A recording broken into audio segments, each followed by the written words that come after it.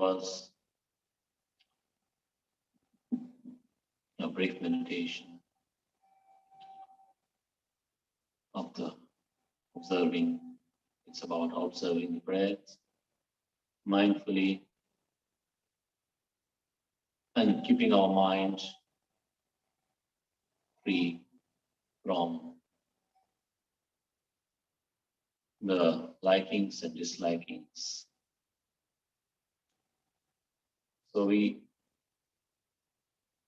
train the mind. Meditation is about keeping the mind in the right place with awareness. So you can give an object to your mind. You can give any object to your mind, for that matter. You can give any object, literally, even the most wonderful or the most horrible. But meditation is not about giving it a wonderful or a horrible object. It is about not being involved with any object. That's how we train the mind.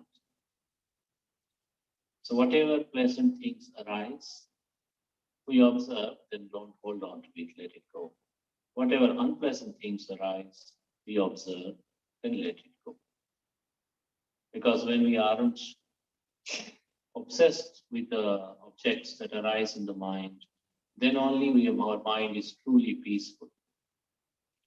Any other time, it isn't peaceful. So anything that you like too much, your mind isn't peaceful.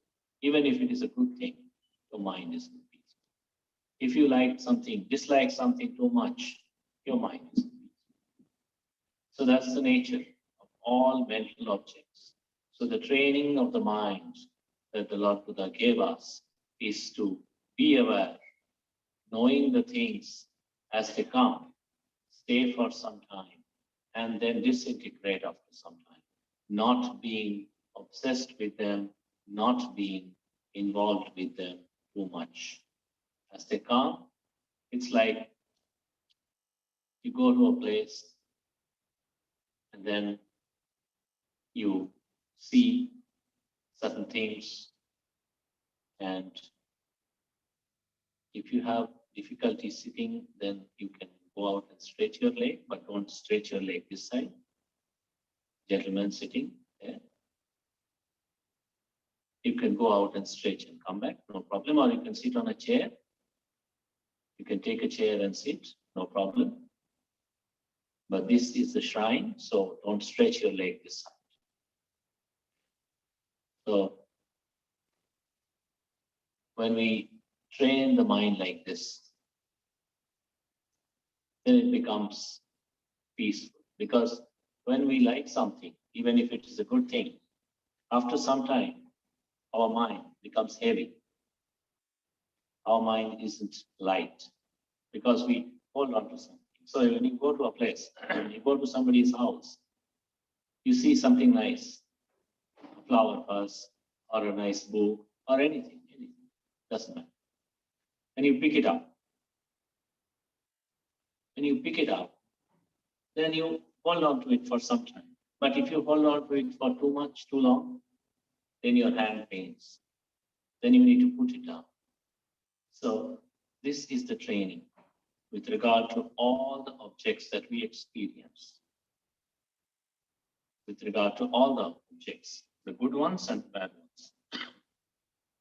Seeing them, putting them down. This is about meditation. This is how we start. And then we train it like this. We train it by keeping it with the breath or with the feelings of the body or with the feelings of the mind, and also train it to let go, not being obsessed with anything. So then the real peacefulness, the deeper peacefulness arises gradually.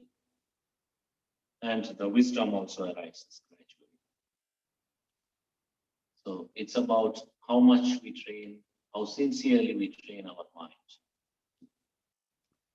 That's about meditation. So when you meditate, you must understand anything that you experience, if your mind is very peaceful someday, that's also as dangerous as your mind is fully restless. Why? Because you grasp at all these feelings. You grasp at the peacefulness. You grasp at the restlessness. Then you will never be able to succeed in your meditation. Not grasping, being here, observing and putting them down, this is how we go about it. It's fundamental in our meditation practice. So that's about meditation. So today we'll discuss small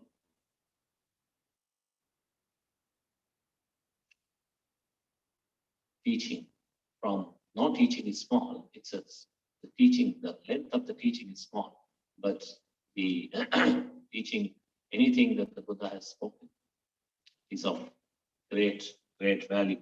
If you practice it sincerely, then you can walk up to enlightenment.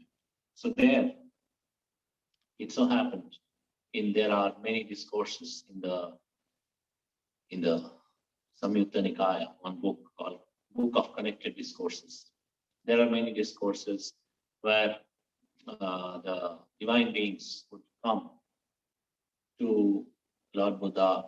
They would come only after 12 o'clock in the night, after midnight, when all the people have retired, when Lord Buddha used to stay in his heart or do walking up and down on it alone. Then the divine beings would visit him during that time. They would have some questions, so they would ask, what is this, what is that? So one time, there are many such instances there. So one time, one divine being came and asked Lord Buddha, I see a lot of people of being afraid in this samsara, in this world. I see a lot of people afraid of death, people afraid to depart from here. Why is it so? What should we do? What should people do if they can live without fear and if they can die without fear? What should we do? What is the right thing to practice? That when you live happily. When you pass away happily without fear in your mind. So the Buddha says, if somebody develops speech correctly, the right speech, truthfulness. Right speech starts with truthfulness. If we are always lying, in the fear of losing, anyways we lose, but we also lose the honor and respect, not just the things. So it starts with the right speech, a speech which is gentle, which is not harsh or abusive, a speech which is truthful, a speech which is beneficial for others and beneficial for oneself. That kind of speech one should try to develop. So right speech and developing the mind rightly, as you were meditating, just now as you were meditating, trying to observe the things as they really are. As the in-breath comes in, you observe. As the out-breath goes out, you observe. You see the in-breath as it is, out-breath as it is. Can we really say in-breath is permanent? It goes in, then it comes out. Out-breath goes out, and then another in-breath comes in. That's the nature of breath. But that's not just the nature of breath. That's the nature of all our life. To arise and to fall, to appear and to disappear, to come into existence and to disintegrate. Simple as that. So that's when we understand the nature of breath, then we understand the life. That's all about living. Arise and pass away. Arise and then disintegrate after some time. Like in breath and out breath. Same with all physical phenomena, same with all mental phenomena. So when we develop the mind rightly, we develop not just the mind rightly, we develop the wisdom, we develop the ability to see things as they are. We are not confused. We know exactly that's the nature of this body. It has arisen, it stays for some time. That sometime can be 1 day, that sometime can be 100 years, but that is still some time, not all the time. And then it disintegrates, it breaks up. That's all. So then we don't have to be so afraid of death. This is just the breaking up of the body, just the breaking up of the body. So when we train our mind and our speech rightly, and then avoiding all wrongful actions, evil actions that are harmful to oneself and that are harmful to others. Actions that are harmful to oneself, actions that are harmful to others.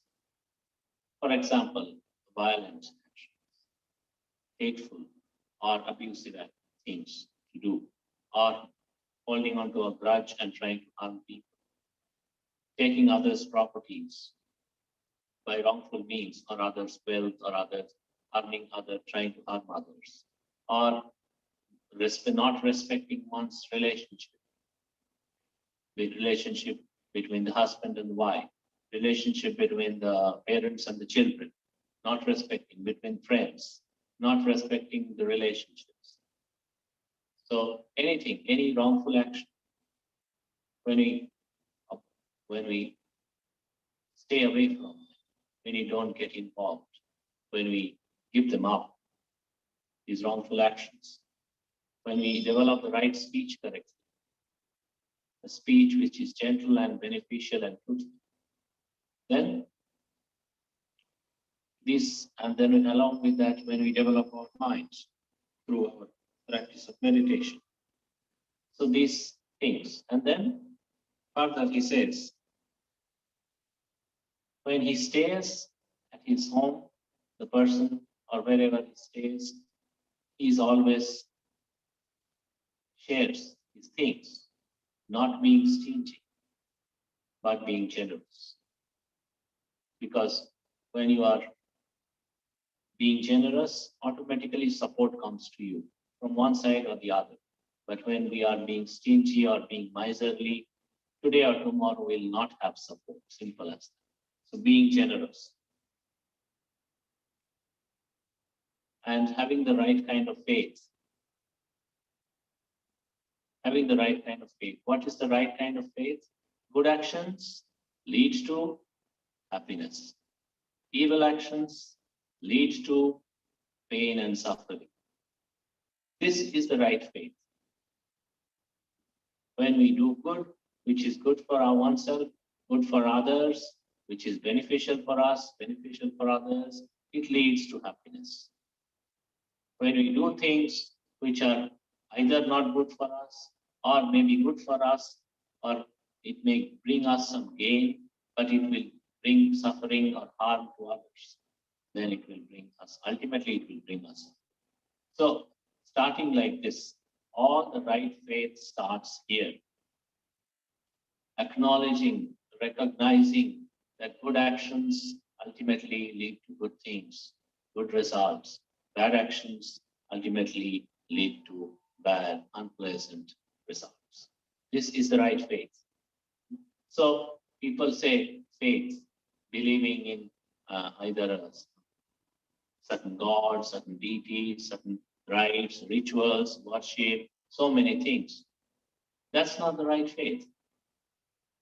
Because as long as we do not have the faith that if we do good, we will get back good.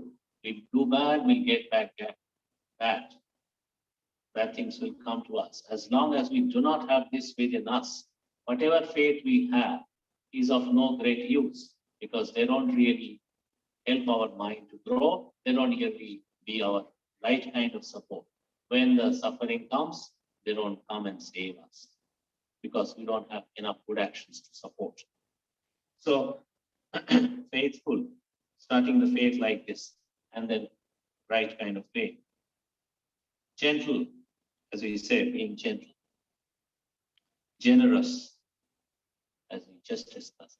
Generosity is a great virtue, is a great wealth. You might think, why generosity is wealth? If you are generous, if you are too much generous, you have to part with your wealth. People might think like this, but That's not the case. When you are generous, when you part with your wealth or some part of it, you can be rest assured that you get more of it. It is always the case, always the case. It is impossible that somebody, by being generous, would lose and never gain.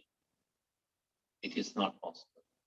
Somebody being generous, when how much they part with, how much they give away, they gain much more, always the case. So generosity, that's wealth, that's the wealth. Wealth is what?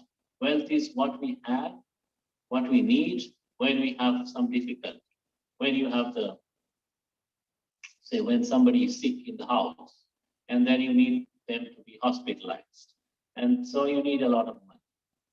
Or somebody needs to buy something which is urgent, which is necessary. You need money. So then you use your wealth, use your money, use your whatever you have. So when you are generous, when you support others, and when you are in need of any support we will get. For sure you will get. If you want me to write down on a piece of paper and give it to you after signing, I can give that. And you can check at the end of your life, was it true or not? You will see it was, if you are really rightly generous. It will be always the case that how much we give, we get much more back. So generosity, that's another thing. And then being amiable, being friendly with people. We have the option of being friendly. We also have the option of being unfriendly. In our life, we have the option of being friendly to people or unfriendly. We can be both. So when you have the option of being friendly, then why do you be unfriendly? Because when you increase your enemies, then you decrease your friends. That's not the ideal situation. That's not really the ideal situation. When you decrease your enemies and increase your friends, that is the ideal situation, because that kind of situation will ultimately come and help you. If you have too many enemies and very less or no friends, who will come and help? But if you have a lot of friends and no enemies or very less, then some people, out of these people, some people will come and help, surely. So, being friendly to others, being faithful, developing the faith in the good actions and the bad actions, developing the faith that, and then being gentle in speech and right, truthful, being generous, being friendly.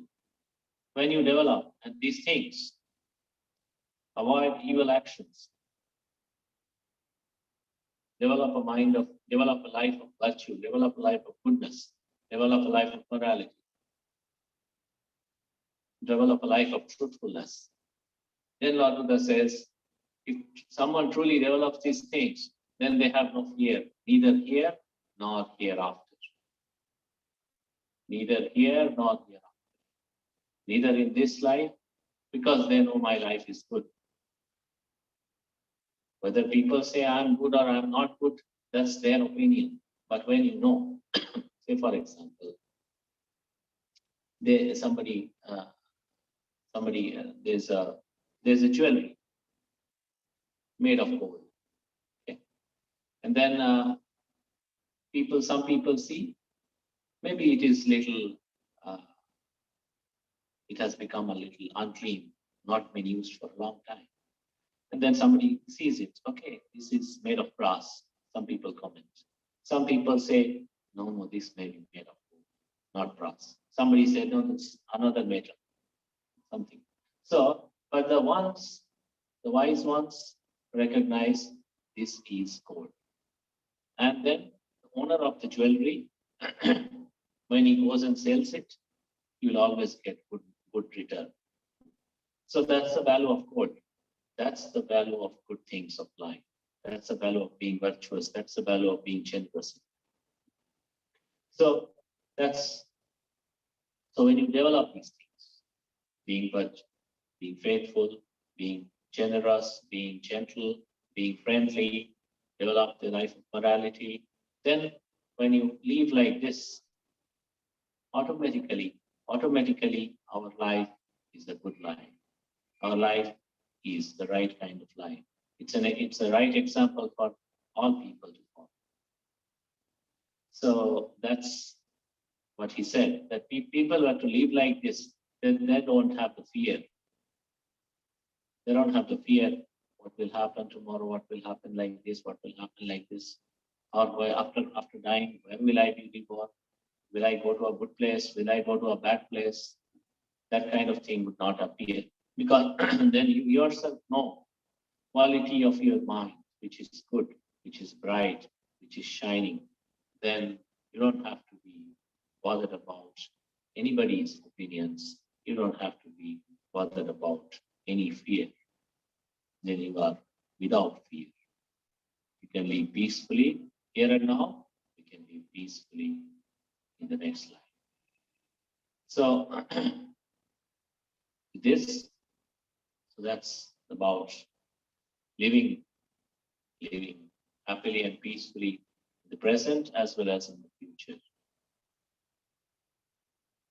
And it starts with, as I repeat again, being gentle, being truthful, being friendly, being generous, being helpful to others, being virtuous. So when you develop these qualities, automatically you develop goodness. That goodness supports you here and here.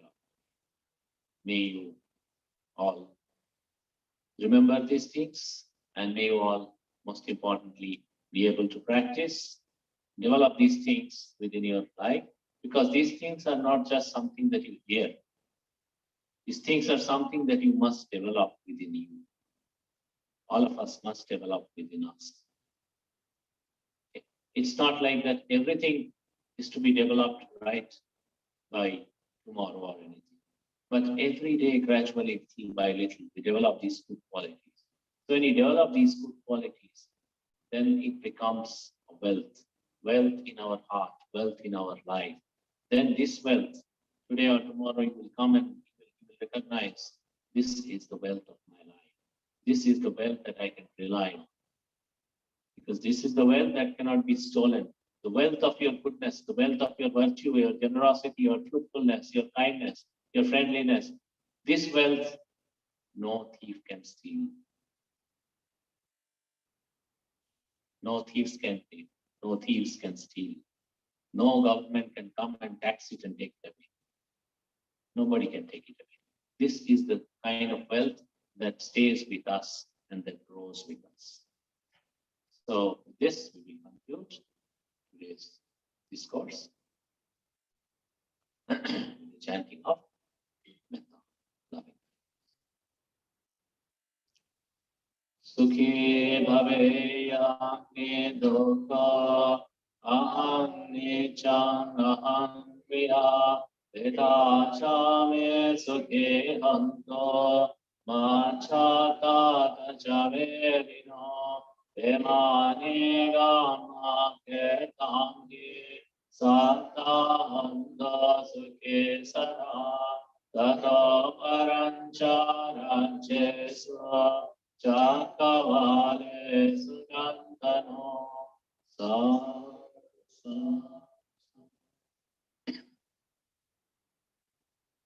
Meet again next Sunday, same time, 6. Oh, and another, we have the full moon day program that is on Wednesday. So Wednesday, 4:30 to 6:30, you can come, or you can inform other people. Meditation